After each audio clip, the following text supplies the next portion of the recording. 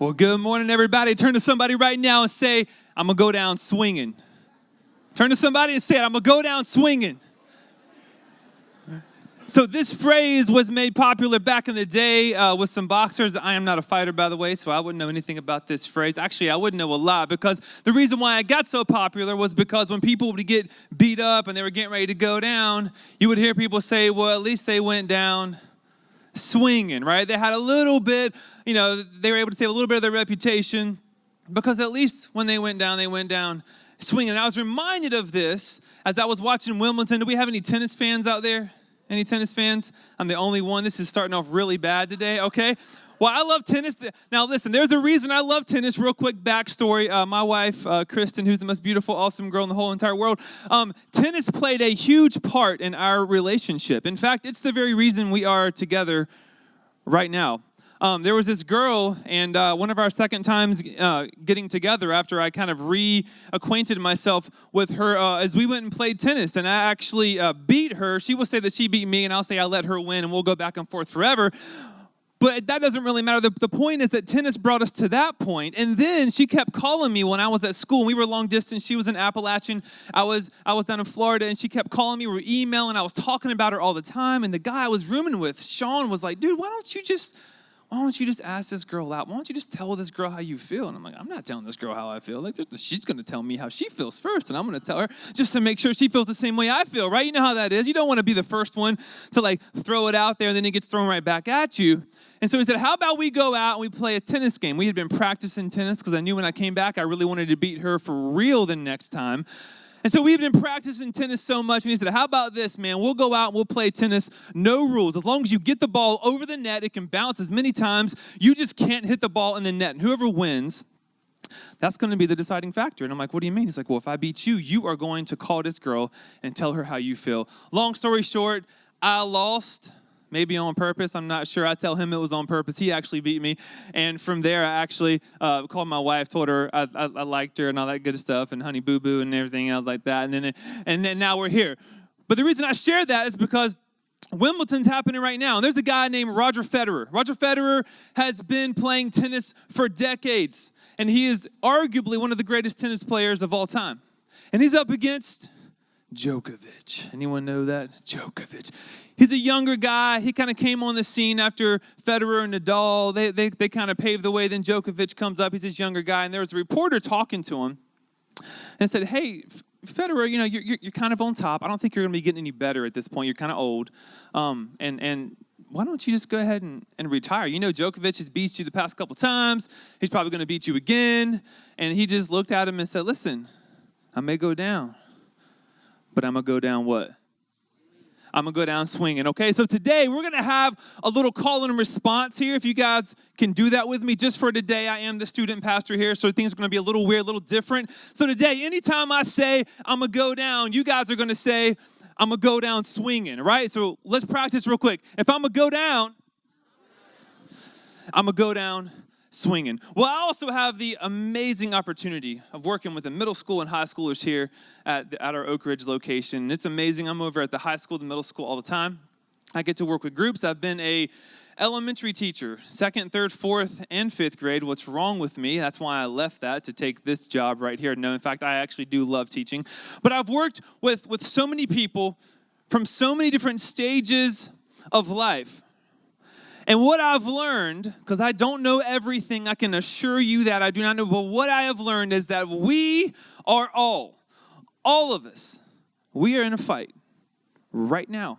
Whether you realize it, we are in a fight. It doesn't matter what stage of life. It doesn't matter if you want to admit it or not, if you realize it or not, if you like fighting or not, if you're a good fighter or not. It doesn't matter. None of that matters. What matters is that we are in a fight. Every time I go over to the high school, middle school, and I sit in guidance counselor's office and I hear these stories from these students who are crying out for attention. They're doing crazy stuff just for a little bit of attention. I'm reminded that we are in a fight. Every time I look at statistics for divorce, I realize that we're in a fight. And every time I look at my 4 kids and I see this world that they're going to be in, I realize that we are in a fight. And this fight, the fight that we are in, the fight that we're fighting, it has eternal consequences. Forever. The thing that we're doing, the fight that we're fighting is the most important fight that anybody could fight. And today, if you don't leave with anything else, I want you to be aware that we're all in a fight. And if I go down, I'm going to go down swinging. Let's pray real quick. Jesus, thank you so much for allowing me to come here and speak your words. God, speak through me, speak to us, and help us to walk out of here different people, changed because of you and how amazing you are. We love you. Your name we pray. Amen. All right, so listen, Avengers Infinity War.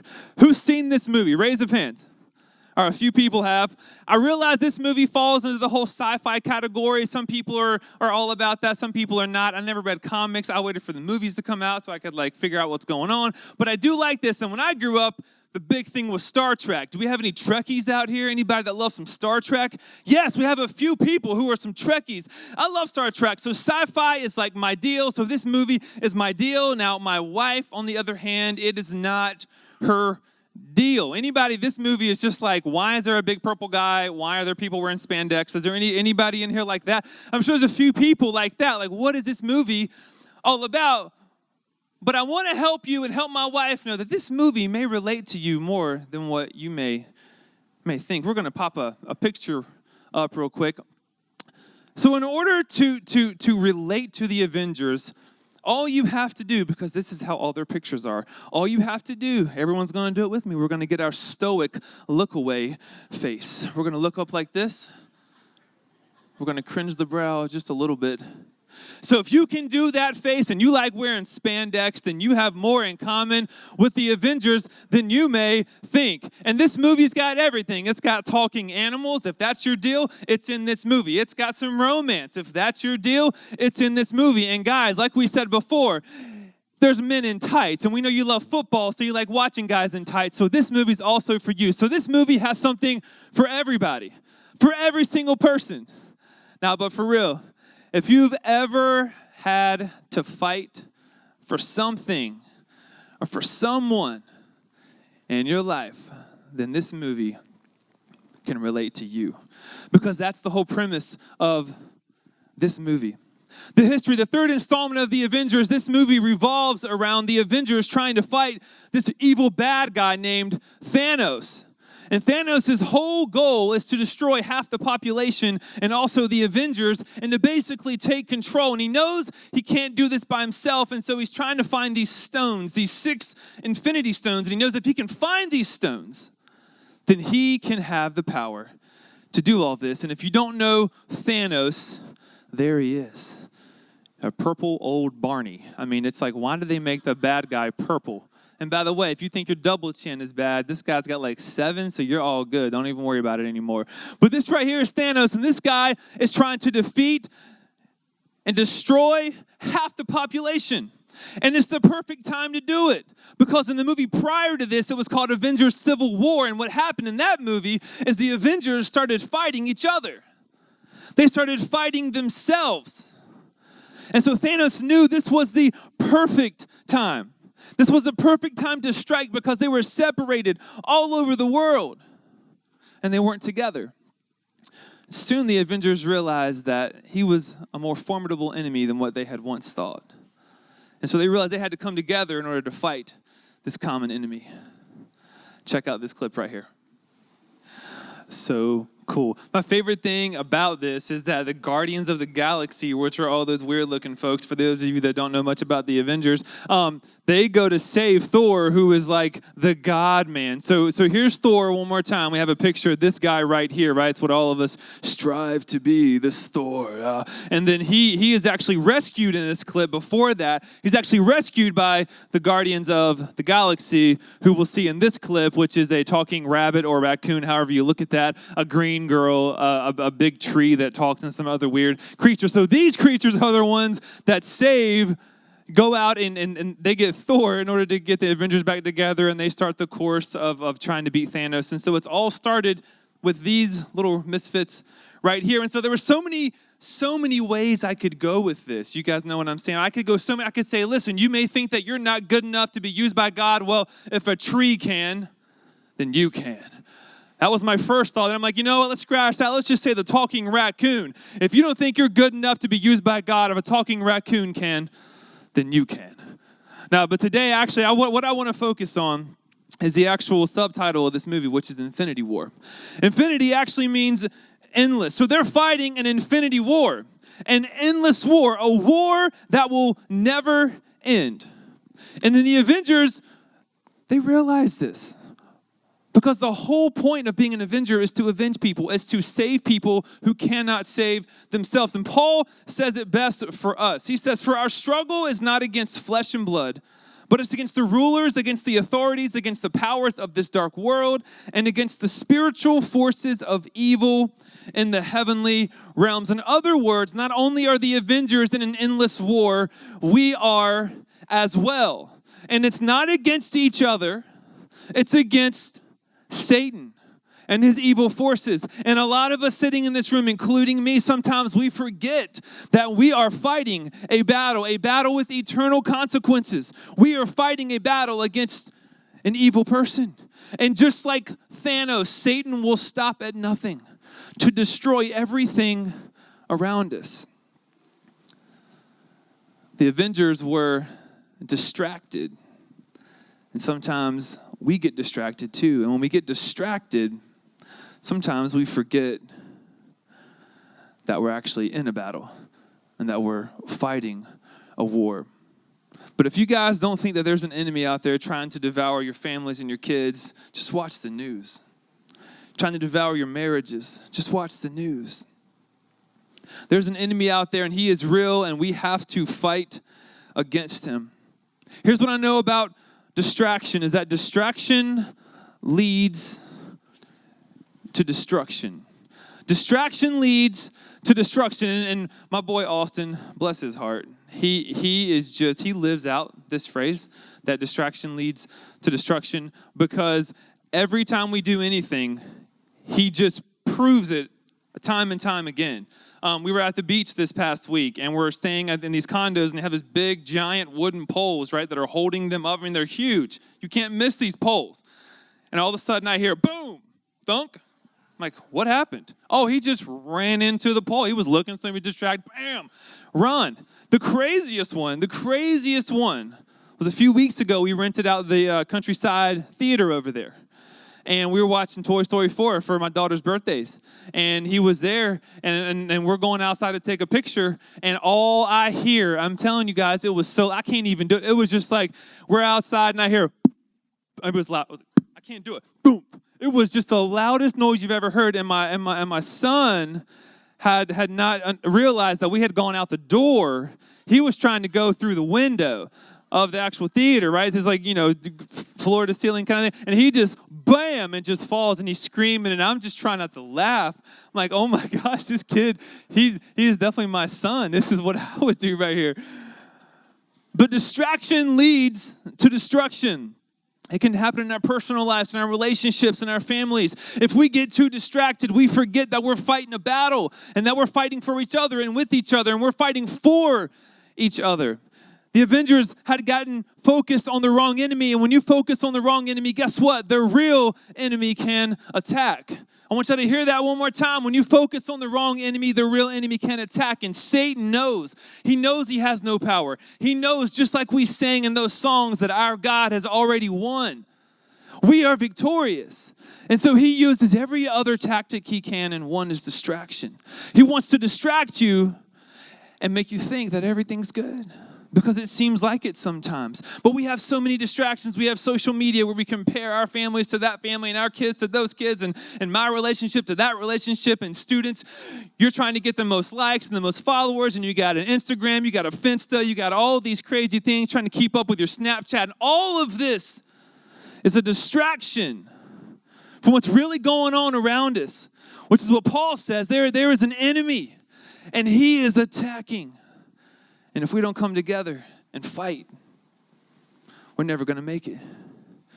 If I'm going to go down, I'm going to go down swinging. I can tell you that right now. The Avengers had to realize that they had been distracted in order to fight this battle, and we have to realize the same thing. And like I said, I don't know much about fighting, But I know one thing, if you don't know you're in the fight, you're probably not going to win the fight. So today, I want you to realize that we are in a fight.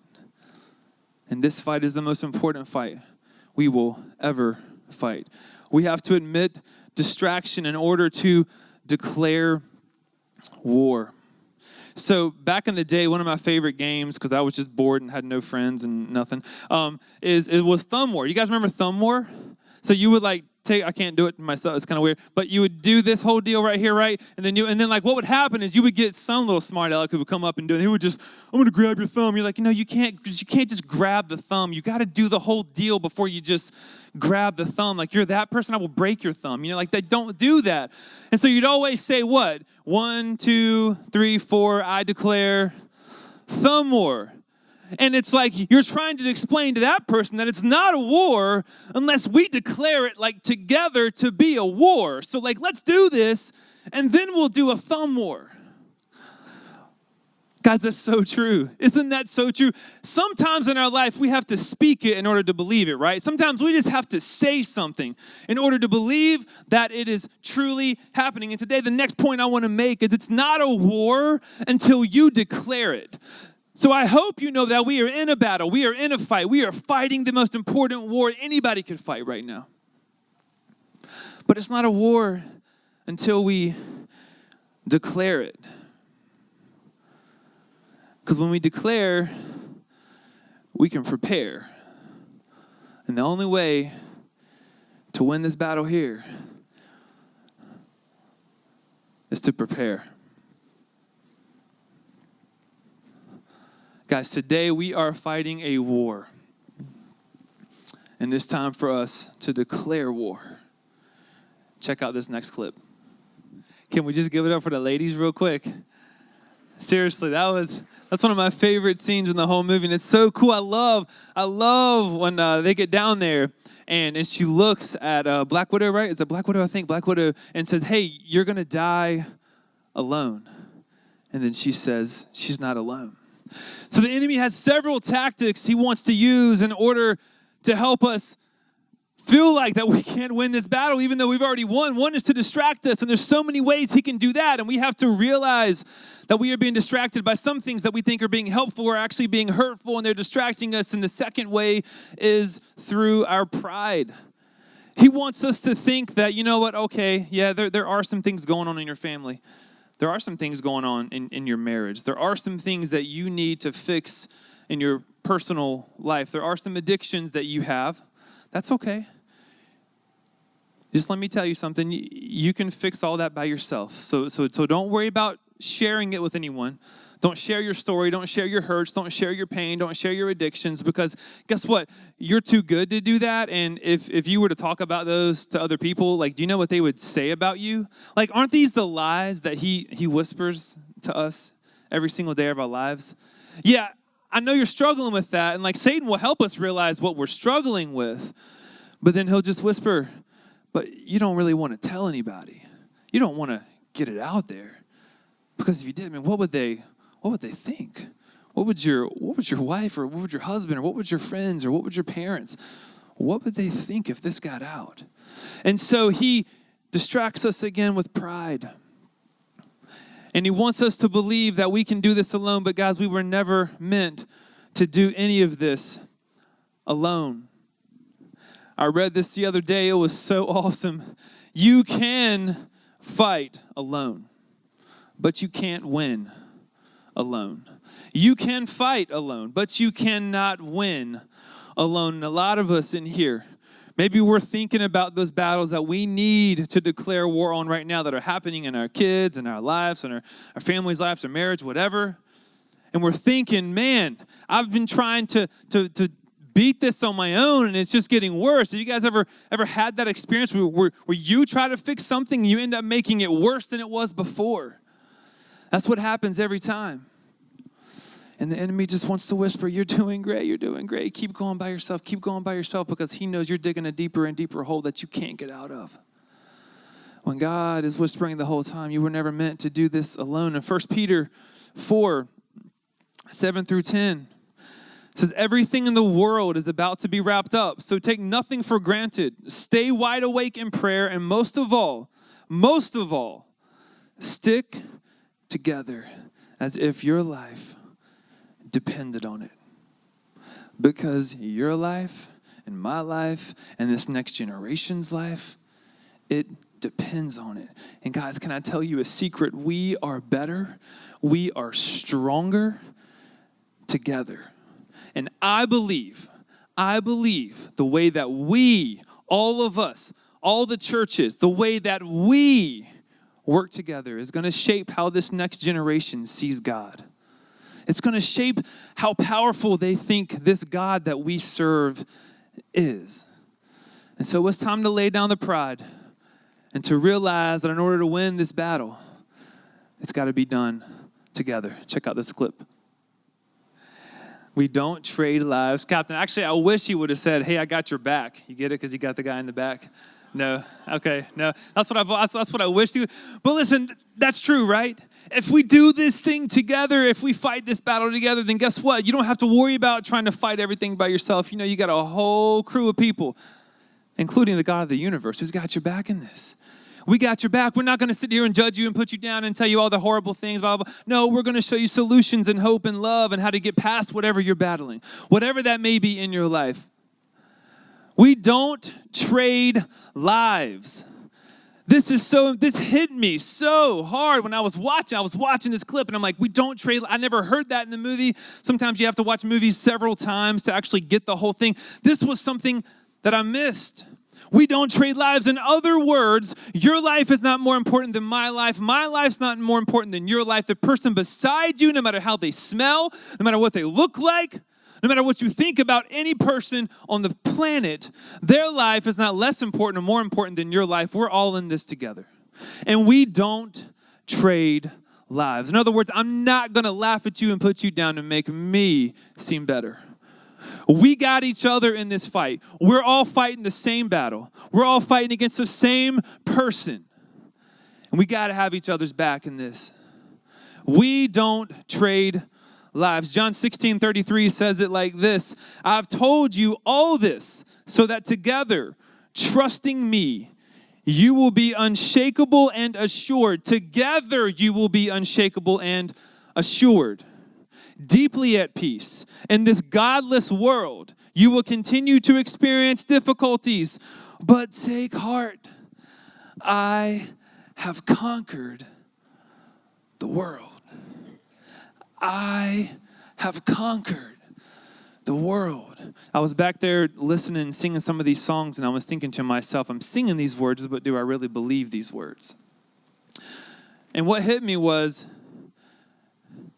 if I've never realized that I was fighting a battle, then I've never fought a battle, and I've never had to allow God to show off and to win that battle for me. If you don't realize you're in a battle right now, no wonder you think God is this small little person. You've never let him come out and show who he truly can be. If you think God is some small little dude that can be fit in a box, and you come on Sunday and you check a box and everything's good, and that's all it is to you, then you are sadly mistaken. This world will have things that happen to us that are terrible, but take heart because I've won. So we should rejoice in the battles because we know the God that's on our side. The enemy is gaining ground. He is. If you look at stats for suicide and just self-worth, and there's all kinds of stats. You can divorce, everything's going up. The good thing is we know how it all ends.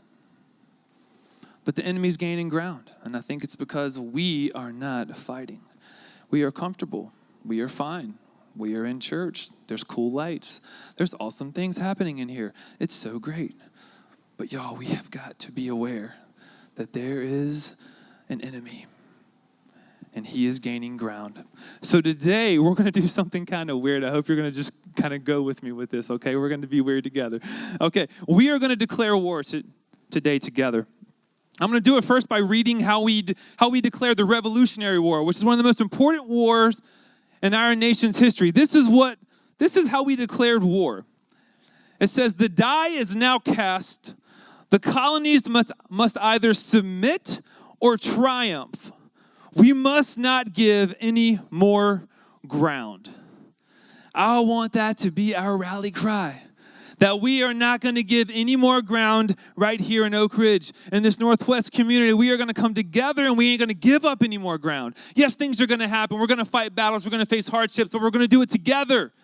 And we're going to declare war on everything that's coming after our kids and our marriages and our lives. We're going to declare war right now. So I want y'all to all stand up real quick. Stand up, stand up. I know we're all kind of tired. We're getting ready to get out of here. I want you to grab the hand of the person next to you. If they're not awake, hit them in the back of the head. Tell them you missed a good one. I don't know, maybe not. Before we do this, the first thing we're going to say, if I go down, I'm going to go down swinging. What we're going to do together is we are going to declare war. I'm going to pray for all of us, and when we're done, I'm going to send you out of here, and I want you to be on fire. I want you to be ready to take up your arms, to pray for your kids, to pray for your spouse, to pray for yourself, to start getting in small groups and sharing these struggles that you're dealing with so people can help you and walk through you with these things, because these battles are real and they have eternal consequences. Let's declare war together. Jesus, thank you first that you've won, that you're victorious, that in the end we know how all this thing gets wrapped up. But in the meantime, I feel like you've called us to fight the battles. There's some men in here that need to step up in their family. They need to be a better husband and a better father to their kids. There's some students in here that need to step up and realize that they have a voice, and they need to share their voice with people at school because it's got eternal consequences. There are some kids that are going to be at Camp Kids Summit this week, and they're going through stuff too. And God, I hope that you will somehow get in their little minds and help them realize that they have a voice and they can do something. But God, right now we declare war on Satan. And together we're going to fight. And we're going to fight like we've never fought before. And if we go down, we're going to go down swinging. We ain't going to go down without a fight. And God, help us to have that kind of passion every single day we wake up, to armor up, to pray up, and to start fighting, because every day is a battle. And there's not enough for us to lose one. We need to win every single one. Jesus, we thank you that you are the almighty commander-in-chief. And you've already gone before us, and you've defeated death, hell, the grave, and everything. And Satan ain't got no power. We just got to realize we're in a fight, and we got to step up and own it.